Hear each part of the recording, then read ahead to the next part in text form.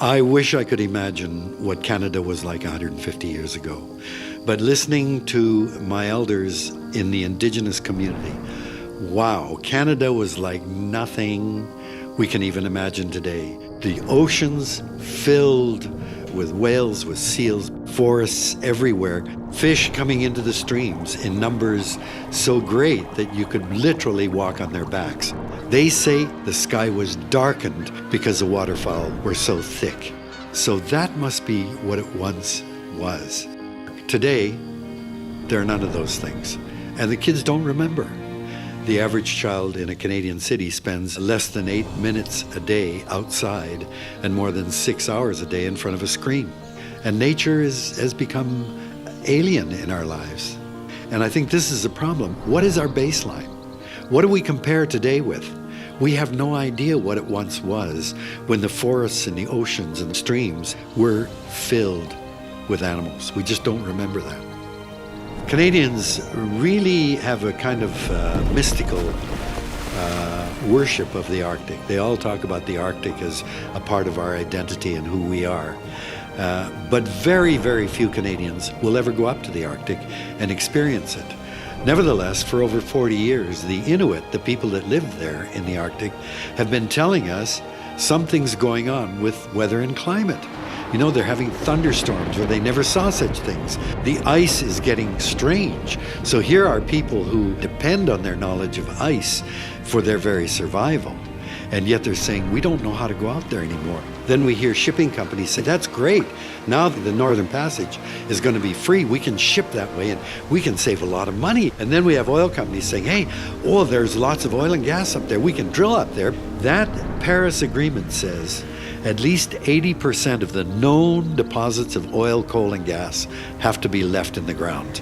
If we don't seriously work to get off fossil fuels, the energy sector is going to rush into the Arctic and they're going to develop like mad. So in many ways, industry is celebrating. It's only the Inuit who are telling us this is going to have radically disruptive effects on us. That Arctic is also a part of the climate engine that's responsible for the great currents that shape how heat is shared around the planet. And we don't really know what the consequences are going to be. Quite frankly, for me, the joker in the whole deck is methane. There are massive amounts of methane frozen in the Arctic. And methane is 20 to 80 times more potent a greenhouse gas than carbon dioxide. We already know that the methane is melting in Siberia. You can actually light the bubbles coming out of the oceans. If that trend continues, all hell may break loose with what ecologists call a methane gun. Just a sudden, huge release of methane that will simply overwhelm our climate system. We have to throw everything into it and win. When the Soviet Union shocked the world in 1957 by launching Sputnik, Americans didn't flinch. They just said, we gotta catch up to them. And in 1961, Kennedy said, we're gonna get astronauts to the moon and back within a decade. They didn't have a clue how the hell they were gonna do it. They just said, we gotta do it. There are literally hundreds of spin-offs that have resulted just from that simple commitment, let's get to the moon first. It's dozens of technologies that have resulted from the space program. Nobody had a clue.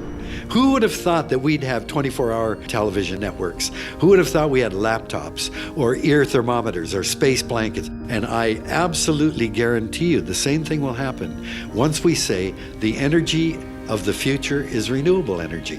I've got a backpack that's got a solar panel. When I walk around, I charge my laptop and my cell phone. Why can't we have clothes where everything is imitating a forest? I think we're at the beginning of a fundamental revolution.